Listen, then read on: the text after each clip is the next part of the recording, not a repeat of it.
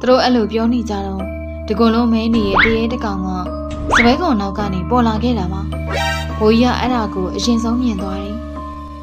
တန်ချောင်းတရေရှိနေတယ်ဒါနဲ့တန်ချောင်းနဲ့ဘိုးကြီးလက်ညှိုးထိုးနေတဲ့နေရာနားကိုကြည့်လိုက်တော့သူတို့နာကိုထောနဲ့နဲ့လာနေတယ်တရေကိုမြင်လိုက်ရတာပါအောင်မလေးဘိုးကြီးတရေဒီလိုနဲ့ဘိုးကြီးနဲ့တန်ချောင်းနဲ့စာသင်ခန်းထဲကနေရုံးသုံးကားဖြစ်ပြီးထွက်ပြေးသွားခဲ့ကြတယ်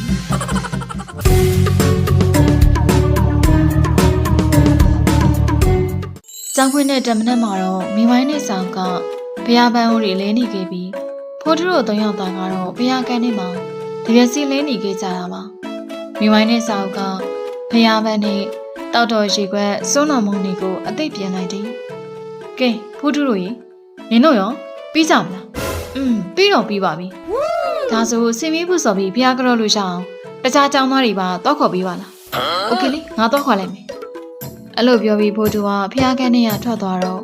တုပ်ပေါ်လေးဖျားစီရှိမှနေရရှုပ်ပြီးထိုင်ချလိုက်တယ်အာငါချစ်တော့နားလိုက်တာ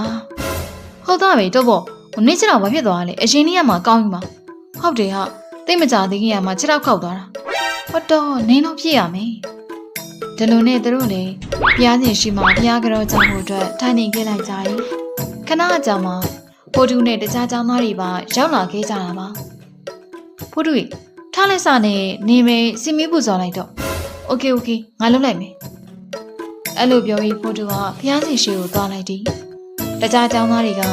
ဖျားကြောဖို့ထိုင်နေကကျောင်းသားတယောက်ကငါတို့လေတို့ကျောင်းမှာရှိနေတဲ့ထော်ကျိုးတည်းရဲ့အချောက်မကန်ရအောင်ဖျားမသေးချာဆုတောင်းပါမှာဘယ်ဟာထော်ကျိုးတည်းရဲ့လေထူးနောင်ရင်မင်းကိုနေမသိသေးဘူးလားမိပြရတို့เจ้าမှာဟိုတတော်လေးရမှာခေစားနေရလေဟုတ်လား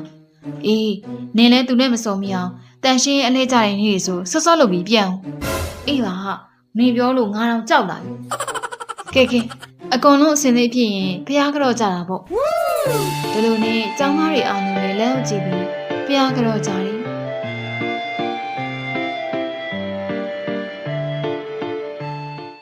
ညနေပဲကြောင်းစင်တော့ဖိုးထုငပိတ်နဲ့မိဝိုင်းတို့၃ယောက်သားကကျောင်းကနေပြန်လာနေခဲ့ကြတာပါတော်ဘောကဘယ်တော့ပြန်သွားလဲအစောလေးကလို့ပြောတာပဲသူပြန်တာငါလည်းသိချာမတွေ့လိုက်ဘူးထူးနောင်ပြောလို့သိတာရဲ့အော်အဲ့လိုလား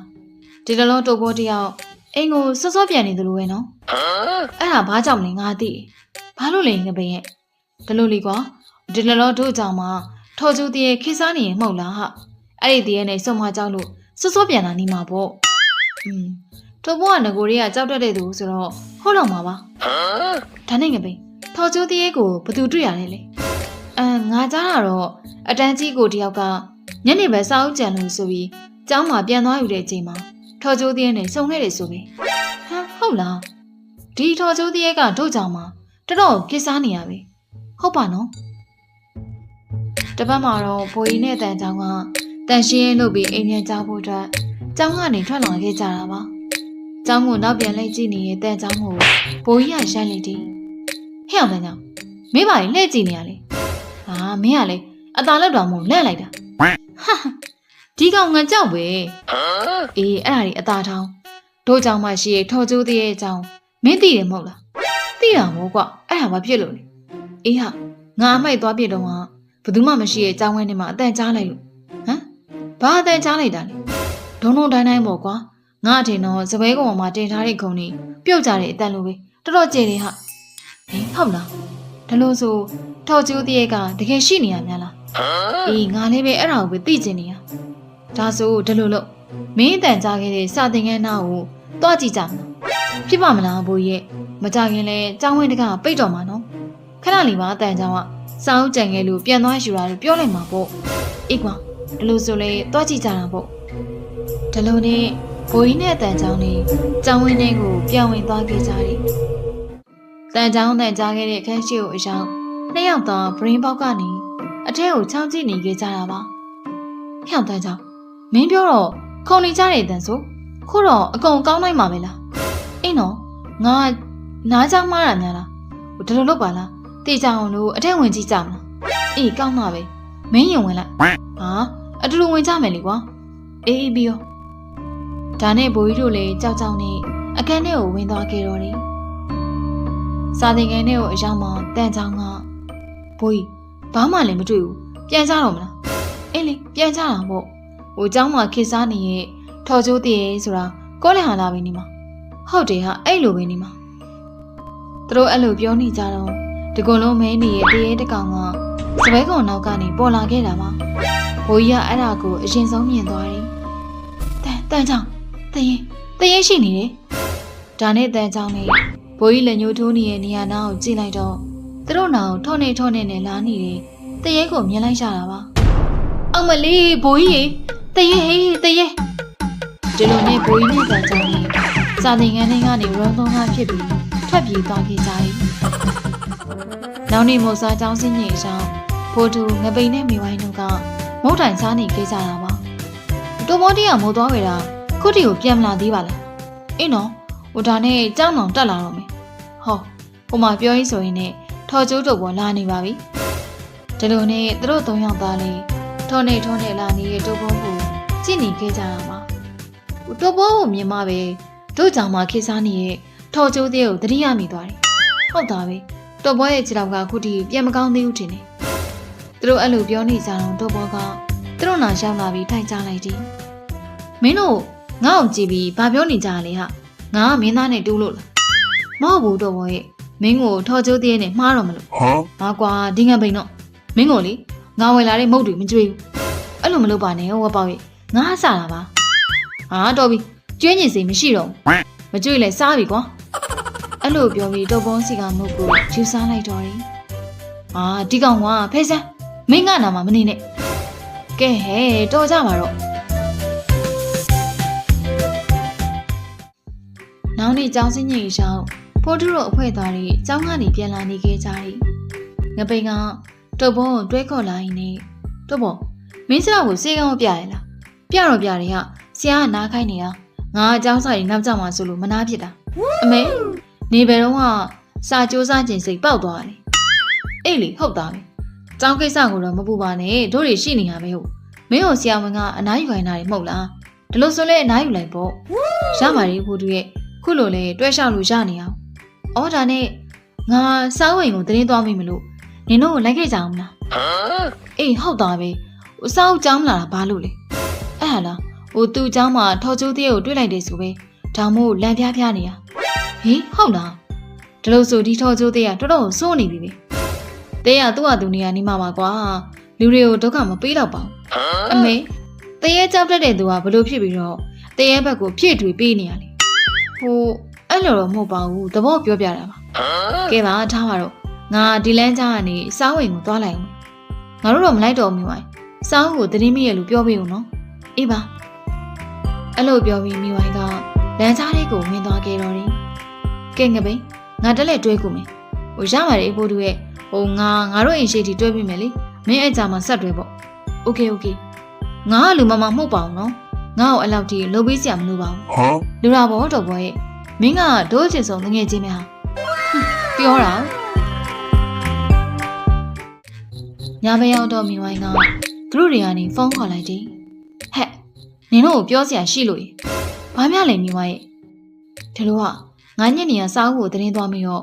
ဒိုးเจ้าမှရှိနေထော်ကျိုးသေးကသူ့နောက်ကိုလိုက်ခဲ့တယ်ဆိုပဲဟုတ်လားဘယ်ကြီးအောင်မှလိုက်ခဲ့တာလဲလေဟိုစားအုပ်ပြောတာတော့เจ้าမဝတီလို့ပြောတာပဲဟင်ဟုတ်လားဒါဆိုရင်ဒီလိုလုပ်ကြမလားတို့တွေဒီညပဲစာသင်ကျောင်းနဲ့ခိုးဝင်ပြီးထော်ကျိုးတရေကိုလိုက်ရှာကြမလားစာသင်ကျောင်းနဲ့ခိုးဝင်လို့ကောင်းမှာမလားဘူတူရဲ့တော်ကြာကျောင်းဆောင်မိသွားခင်တို့တွေအတိုင်ခံရမှာနော်ဒါလို့ဆိုလဲတေးချရှင်းပြတာပေါ့တို့ဖွဲ့ရကျောင်းသားတွေအစဉ်ပြေအောင်တရေဖမ်းမိတာပဲနင်ပြောသလိုဆိုလဲဟုတ်တော့ဟုတ်ပါတယ်ဒါနေတိုးဘောတယောက်ရောဖုန်းလည်းမကင်ပါလားသူ့ကိုရောမခေါ်တော့ဘူးလားမခေါ်တာပဲကောင်းနေဟာဟိုသူ့ကြတော့လည်းမကောင်းဘူးလေအေးလေဒါလို့ဆိုလဲငါတို့ပဲသွားကြတာပေါ့ငါအိမ်မှာစောင့်နေလိုက်မယ်နင်တို့ခုထွက်လာခဲ့လိုက်နော်โอเคဒါလို့နဲ့သူတို့စကားပြောခဲ့ရင်ပြီးဆုံးသွားခဲ့တော့တယ်နောက်တော့၃ယောက်သားလေးထော်ကျိုးတရေကိုတွေ့တဲ့စာသင်ခန်းရှိကိုရောက်လာခဲ့တာပါဒါလို့နဲ့ငပိန်ကဘရင်ပေါက်ကနေအထဲကိုတေချာချောင်းကြည့်နေခဲ့တယ်ဖို့တို့ငါစားဖို့မေးကြည့်တော့ဒီခန်းထဲမှာတွေ့ရလို့ပြောတာပဲဟ ဟုတ်ပြီလေဒီလိုဆိုလဲဝင်ကြတာပေါ့ခဏလေးဖို့တူရဲ့ငါစောနာအထက်ကနေမင်းအောင်လို့မြင်လိုက်တယ်လို့ပဲဟုတ်လားဒါဆိုလွတ်မသွားခင်မြန်မြန်ဝင်ကြရအောင်အေးဒီလိုနဲ့သူတို့သုံးယောက်စာသင်ခန်းထဲကိုဝင်ဖို့လို့တကားပေါက်ကပွင့်သွားခဲ့ပြီးအခန်းထဲကနေခေါင်းဘက်တမီနဲ့ထော်ကျိုးတည်းထွက်လာခဲ့တာပါထော်ကျိုးတည်းပဲရိုက်ကြကွာရိုက်ကြအဲ့လိုပြောပြီးငပိန်လေးထော်ကျိုးတည်းကိုကန်ပြစ်လိုက်တော့တယ်အာတေးပါပြီအမေကတော်ဘောအတန်ကြတော့မှဖိုးတူကတော်ဘောလားတော်ဘောတယောက်လဲကြနေရင်ငါထငုံတော့တယ်ဟုတ်တယ်ငါဒါနဲ့မိဝိုင်းကဓမီနဲ့တေချာထိုးချင်းလိုက်မှတကောလုံးမဲတူးနေတဲ့တော်ဘောဖြစ်နေခဲ့တာပါတော်ဘောနေမလို့မဲတူးနေရလေမင်းမဘောဟာငါစာသင်ခန်းအောက်ထဲဝင်သွားတာမင်းကအဲ့ဒီအောက်ထဲကိုဘာသွားလုပ်တာလဲငါတို့ကမင်းဖုန်းမကင်လို့အိတ်နေပြီမှတ်တာအဲ့ဒါမင်းတို့ကိုပြောပြရင်စိတ်ဆိုးမှလားစိတ်မဆိုးပါဘူးမင်းပြောစရာရှိရမြင်ပြောစမ်းပါအဲ့ဒါမင်းတို့ငါ့ကိုမွေးနေ့လက်ဆောင်ပေးထားတဲ့3000နဲ့ဘောပင်လေးပျောက်သွားလို့လိုက်ရှာနေရဒါဆိုတို့ကြောင့်မှခေစားနေရထော်ကျိုးသေးရမင်းလားငါလို့ထင်တာပဲဟုတ်တော့တို့ဘောရဲ့ဖြစ်မှာဖြစ်ရတယ်ဒီဘောပင်လေးနဲ့ခြေထောက်နာခံပြီးရှာနေရလားဟဲ့ခြေထောက်ကဘောပင်ကြောင့်ဖြစ်ရတာပါဒါနဲ့တို့ဘောလေးသူ့ဘောပင်ပြောက်ပြီးခြေထောက်တရားရခဲ့တဲ့အကြောင်းကိုနောက်ကြောင်းပြန်တော့တယ်တညနေမှာတော့တို့ဘောကသူကြားပြောက်သွားတဲ့ဘောပင်ကိုရှာဖို့အတွက်ခေါင်းအောင်ရှင်နာပြင်ဆက်တွေကိုခွာလိုက်ပြီးအောက်ထဲကိုဆင်းမလုပ်တော့တယ်အမလီကျန်တဲ့ပြင်ကြီးကခွာမရတော့ဒီချင်းချင်းလေးနဲ့ငါ့ကောင်ဝင်ဆက်မှမလားမသိဘူးရရမရကွာဒါနဲ့တို့ဘောလေးမရရအောင်တိုးဝင်ပြီးအောက်ကိုခုန်ဆင်းလိုက်တော့တယ်အိမ်နောက်တော့တို့ဘောလေးခြေထောက်ခောက်ပြီးပြုတ်ကျသွားခဲ့တော့တာပါနားလိုက်တာငါခြေထောက်ဘာဖြစ်သွားတယ်မသိဘူးလုံနဲ့တုပ်ဘောလေးသူ့ခြေထောက်နာတာဘေးချိတ်ပြီးဘောပင်ကိုလိုက်ရှာနေခဲ့တယ်ဒီနားမှလည်းမတွေ့ဘူးဒါဆိုဟိုဘက်နားလားကျန်းအောင်ရှိမှာကုန်းကွာနဲ့ဟိုဘက်သွားလိုက်ဒီဘက်သွားလိုက်နဲ့ရှိနေခဲ့တာပါနိုင်ဝဲလောက်ရှာပြီးချိန်မှာအပြစ်မှနေတော်ဝင်သွားပြီတင်နေဘာမှတိတ်မမြင်ရတော့ငါပေါ်ပြန်တက်မှာဖြစ်မယ်ဒီလိုနဲ့တုပ်ဘောလေးကျန်းမောက်ကနေအပေါ်ကိုတွဲတက်လာခဲ့တော့တယ်ဒါနဲ့တုပ်ဘောလေးအပေါ်ပြန်တက်လာပြီးထော်နေနဲ့စာသင်ခန်းပြင်ဘက်ကိုထွက်လာခဲ့တာပါအမိုက်ဒီဖုန်းနဲ့မဲတူအောင်ကပ်ပြီးတကားပေါက်ကနေထွက်လာတဲ့တုပ်ဘောကိုအတန်းကြီးចောင်းသားကမြင်သွားခဲ့ပြီးထအော်တော့တယ်အောက်မလေးထော်ချိုးတရေကြီးပြို့တရေဒီလိုနဲ့အတန်းကြီးចောင်းသားလေးတုပ်ဘောဘာမှမပြောလိုက်ရခင်ထွက်ပြီးသွားခဲ့တာပါအကိုသွားပါပြီကွာငါ့ကိုထော်ချိုးတရေနဲ့မှားရတယ်လို့ဒါမှလည်းမတတ်နိုင်တုပ်ဘောလေးအဲ့နေရာကနေထော်နေနဲ့ထွက်လာခဲ့တော့တယ်တုပ်ဘောစကားဆုံးသွားတော့မိဝိုင်းကဒါဆိုထော်ချိုးတရေလို့ထင်ခံနေရတာဘာလို့တော့မပြောတာလဲဟုတ်တယ်ဘာလို့မပြောရလဲမင်းတို့ပေးထားတဲ့တန်မိုးကြီးလက်ဆောင်ပျောက်သွားတော့ငါဘယ်လိုပြောထွက်မှာလဲမင်းလိုတယောက်တည်းကြိတ်ရှာနေလို့လေကြောက်တဲ့သူကကြောက်လက်နဲ့သူကလက်ပြီးဖြားကုန်ကြပြီတုပ်ဘောရဲ့အဲ့ဒါတော့ငါနားလဲပါတယ်ဒါမှမဟုတ်လေစာအုပ်ကိုရှင်းပြဖို့အတွက်ထုံးနေကျောင်းမဝတီကိုလိုက်သွားခဲ့တာအဲ့ဒီလေသူကကောင်တရေထင်တော့ငါတို့ကြောင့်မှသတင်းတွေပြတ်နေတော့သူလည်းနေကိုတွေကကြောက်စိတ်ကရှိနေမှာပေါ့စိတ်ထဲဆွဲမြဲနေတဲ့ကြောက်တဲ့စိတ်ကတကယ်လက်တွေ့တဲ့ပိုကြောက်ဖို့ကောင်းနေဆိုတာစာအုပ်ကတတ်သိပါလားအဲ့ဒါတော့ဟုတ်တယ်ဟာအမှန်ဆိုတရေတကယ်ဟုတ်မဟုတ်တေချာသာကြည့်ခဲ့ရင်ခုလိုပြဿနာတွေဖြစ်လာမှာမဟုတ်တော့ငါစာအုပ်ကိုတေချာရှင်းပြပြီးတော့တောင်းပန်လိုက်ပါမယ်မင်းလိုလုပ်ပြီးကျောင်းမှာပြန်နေတဲ့သတင်းမအောင်ဖြည့်ရှင်းဖို့အတွက်တို့တွေကျောင်းကိုကြည်အောင်ငန်းအောင်သွားပြီးတေချာရှင်းပြကြတာပေါ့ဒါဆိုငါ့ကိုလိုက်ကူကြမှာလားဒါဘောတော်ဘွယ်မင်းကတို့ချစ်စုံတငယ်ချင်းများအဲ့ဒီပျောက်သွားတဲ့ဘောပင်ရုံလည်းဆက်မရှာနေတော့ငါတို့ပြန်ဝယ်ပေးမယ်တကယ်လားတကယ်ပေါ့ကွာကဲခုလည်းမောင်းနေပြီဆိုတော့ပြန်ညစို့ဒီလိုနဲ့သူတို့ဖွဲ့သားလေးလေးအိမ်နေရာထွက်လာခဲ့လိုက်ကြရင်ဇလန်းလေးလေးပြီးဆုံးသွားခဲ့တော့တယ်